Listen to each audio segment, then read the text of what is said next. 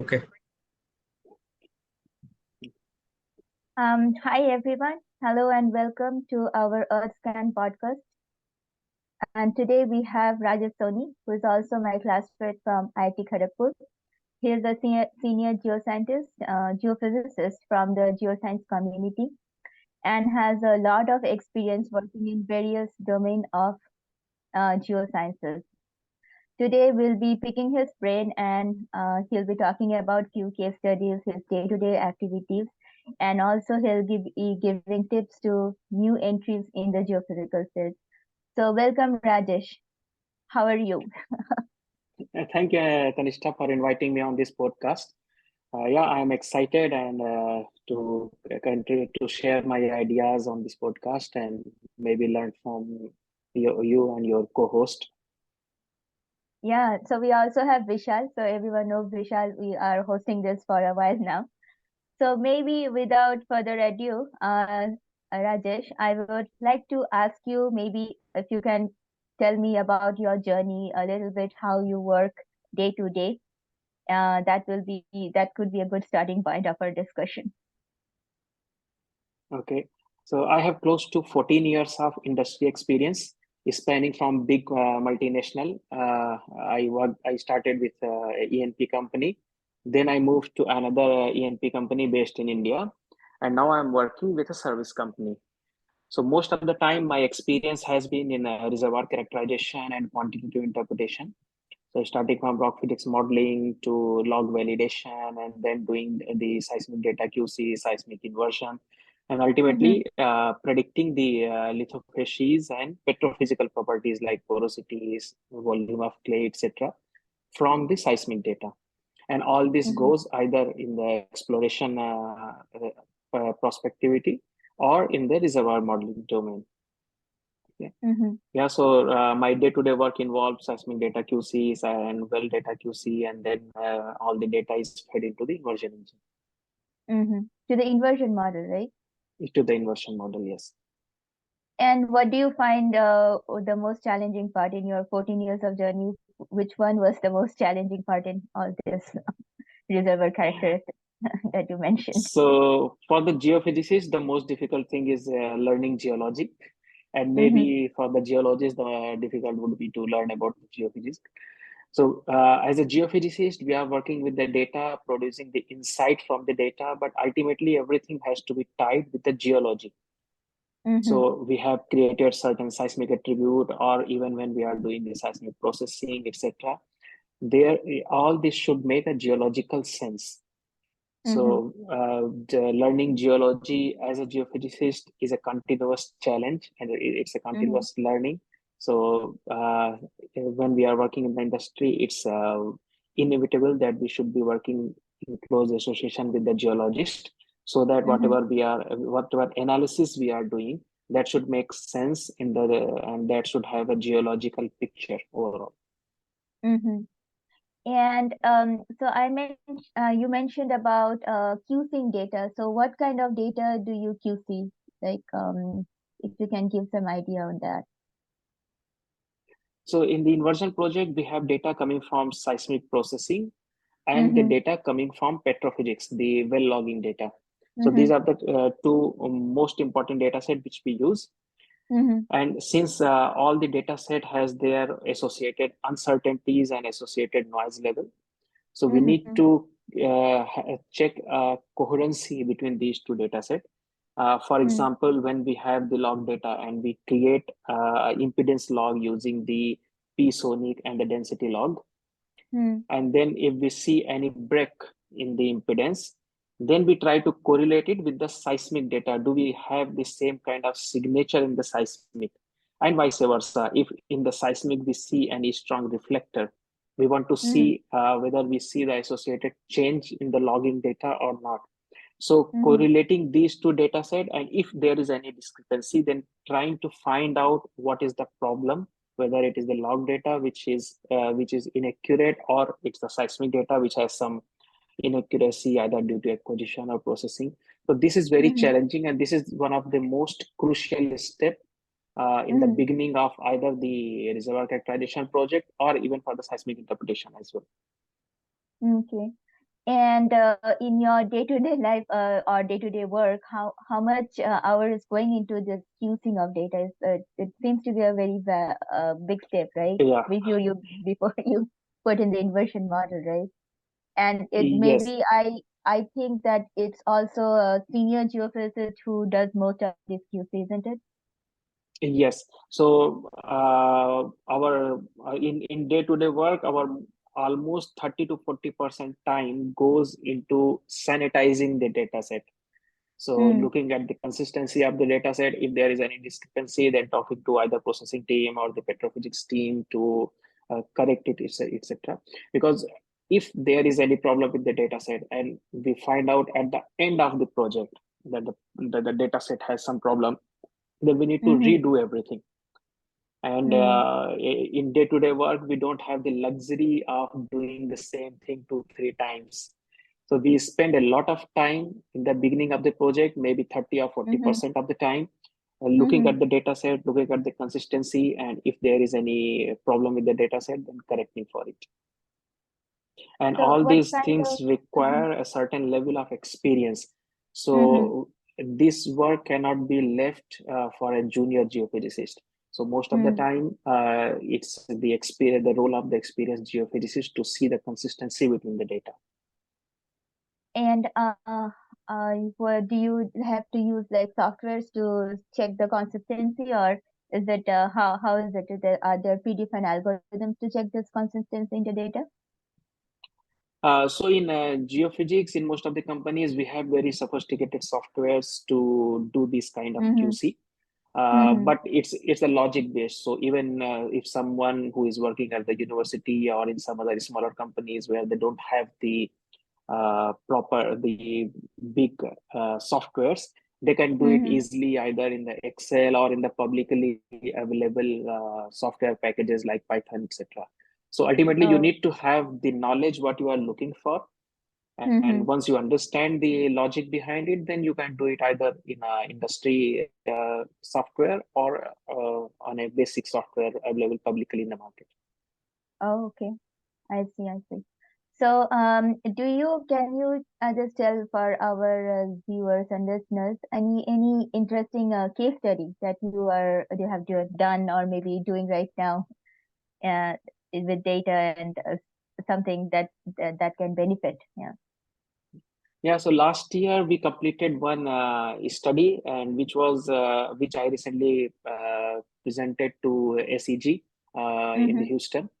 So Yeah. that was the first OBN data set.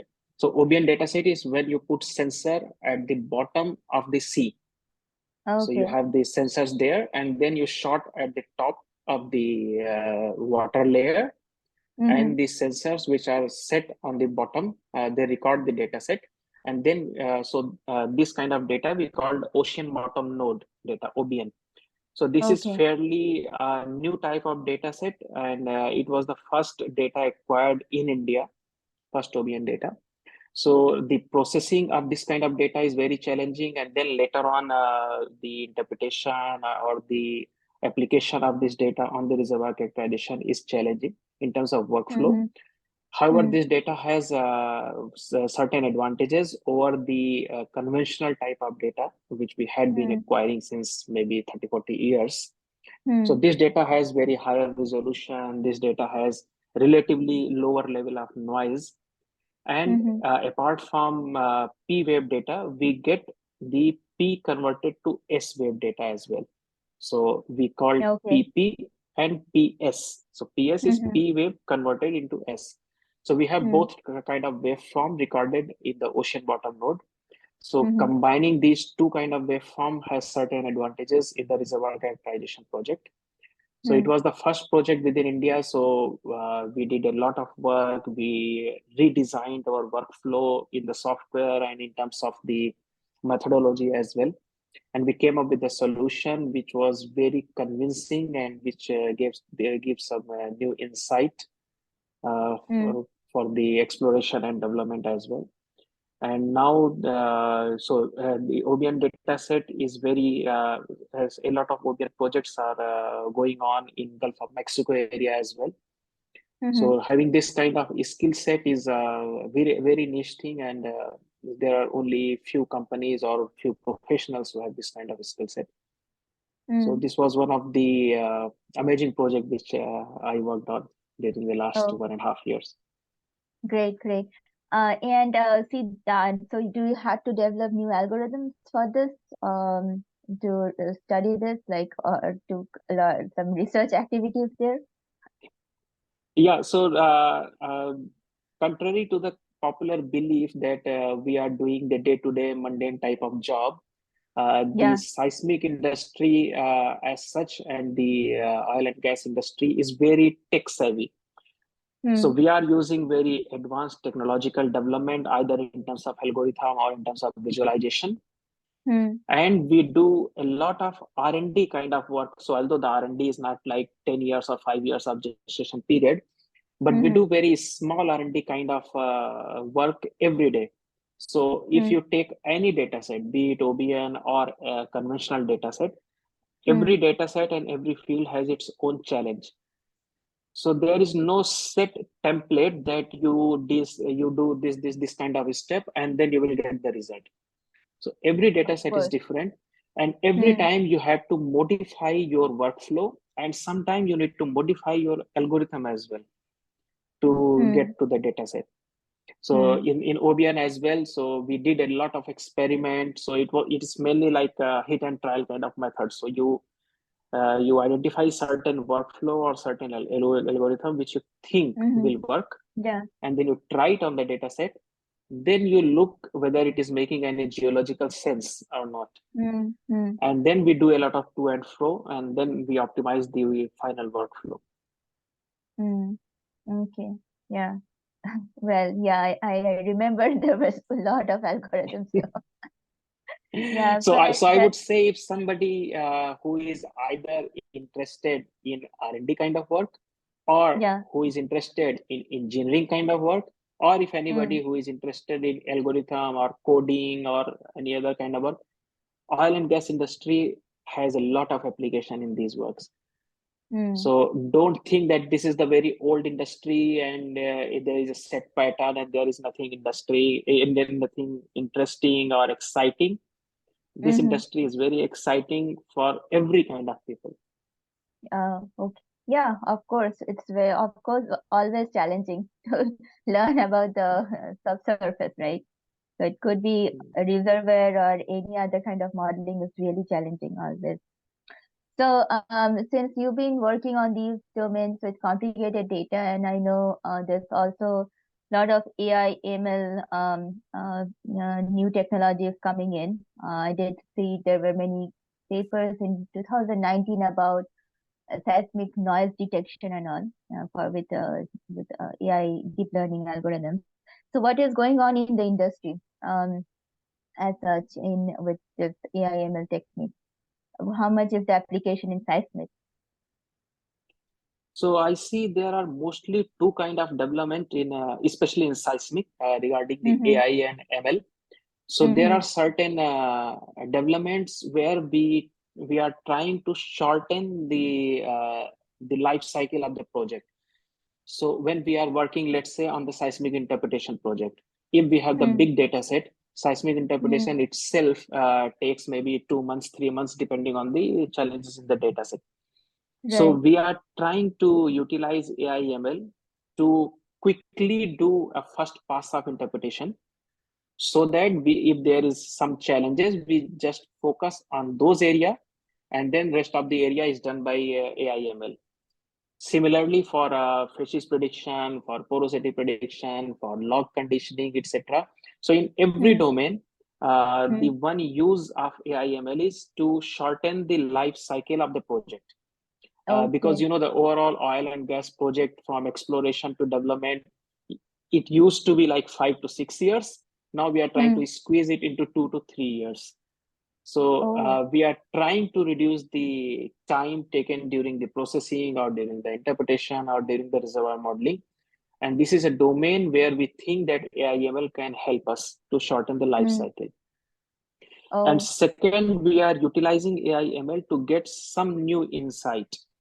mm, So if there is an experienced geophysicist or geologist who is looking at the data, so probably he or she will produce some kind of results, maybe in 1 month or 2 months.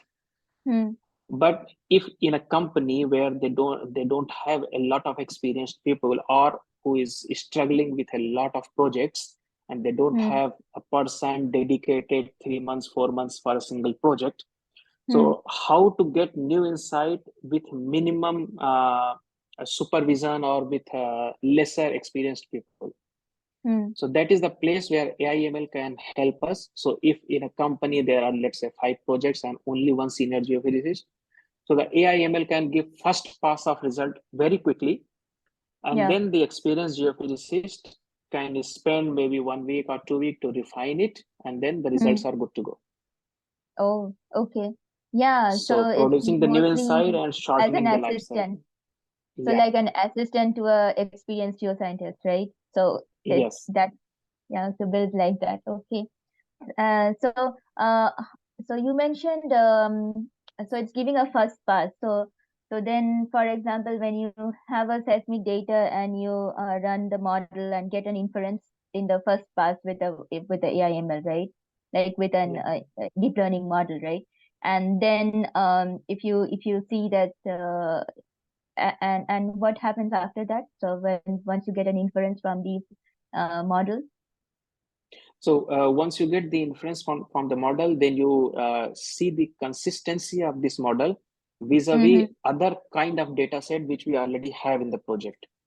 So for example, if you are taking the seismic data and trying to predict the porosity from the seismic data, so you have built a model, you train the model, and you predicted the porosity. Right. Now we have a lot of well log in that area. So first we try to see the consistency of this prediction in comparison to the log porosity.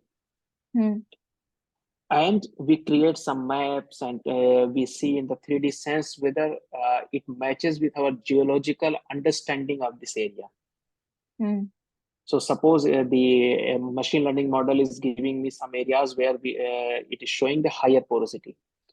Whether that higher porosity is consistent with our geological understanding. Geologically, do we expect to have higher porosity in those areas? So ultimately, as I said in the beginning, everything should make a geological sense. Right. So we can do a lot of data analytics, machine learning, or we can create a lot of attribute, but if it does not fit in the geological picture, then it is difficult to accept those results. I see. Yeah, of course. Yeah. That's great. So maybe like coming to the last section, which you all also wanted to talk about, future of geophysics. How can new geoscientists from undergrad get into the domain? Because nowadays everyone's trying to move away from geoscience. The number of people studying geophysics has reduced drastically. Everyone's trying to get into other domains. So how do you want to inspire them?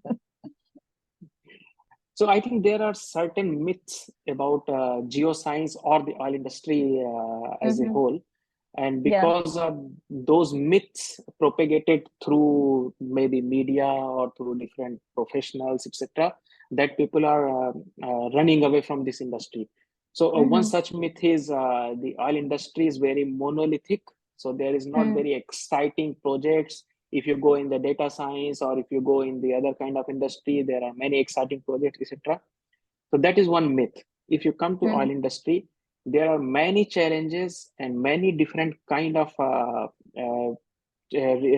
questions which need to be answered, whether you join any small company or any big company. So there are many opportunities where you can contribute to the project, and you see the result of those projects very quickly. So earlier it used to be the project life cycle was like 6 years, 7 years. You did something today, 6 years down the line, you will get to see the result, whether your interpretation or your analysis was correct or not. But now the life cycle has been reduced. So even in certain companies, you do something today or you predict something today, and maybe 2 months or 3 months down the line, you will get to know the result, whether your prediction was correct or not. So there are many exciting work to be done here for every different kind of domain. So even if you are interested in pure physics or pure mathematics, or you are working in coding, or you are an integrator kind of person who likes to work with different kind of data set and integrate and produce the insight. So there are different opportunities available. Then there is another myth, like the promotion and rewards and other things are very slow in comparison to other startups or something like that. This is again a myth. So most of the companies, you will find that your promotion, your reward and everything is consistent with your performance. So there is no time bound kind of promotion or rewards. So if you contribute positively to the company or to your team, it will be get recognized and you will be rewarded accordingly. So the career progression is faster if you contribute and if you are willing to learn. So I have been to some recruitment in various universities, and one thing I find is there are many undergrads who are interested in coding, machine learning, and big data, etc., which is fine. But you should be focusing on the pure science aspect of the geophysics or the geology. So if you are not working on the core subjects, like you have the seismology, you have the gravity magnetics, you have seismic processing courses, etc. And if you are skipping those courses and only focusing on the coding or machine learning or other kind of aspect, which are, I would say, more rosy, but ultimately you will not be very useful for the oil industry, because the industry expect you, when you are coming from the undergrad, either 4 year or 5 years of course, the industry expect you that you should be very good in the basic sciences. Then if you are lacking the computational aspect, suppose you don't know much about the coding or you don't know much about the machine learning, etc., these things, there are many trainings or courses inside the industry to train you. But if there is somebody who is missing the core science aspect of the geophysics, then probably there are very few companies who would like to train you and teach you the pure geophysics or geology kind of thing. Right. So everybody expect that you should learn the core science in the university, and then the recent advancement we will teach you once you come to our company. So if you are doing coding or machine learning or other thing for your interest, fine, but don't skip the core sciences for these things. That's well said.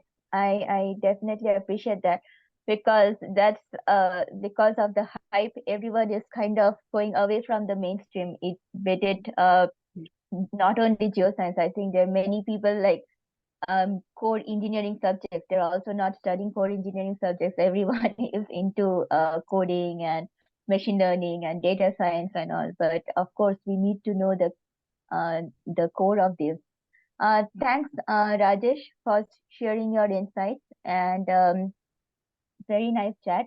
Learned how this life cycle has reduced with the AI/ML applications, because I really wanted to know where was the real application happening, because is it a hype, or it's really going in the industry somewhere. But thanks for explaining that, and hope we can have some similar podcasts when you present your great studies in FCGs, and our viewers can learn from it. Thanks a lot. Thanks, Anishta, and for giving me this opportunity, and hope to see you again. Yeah, sure. Thank you.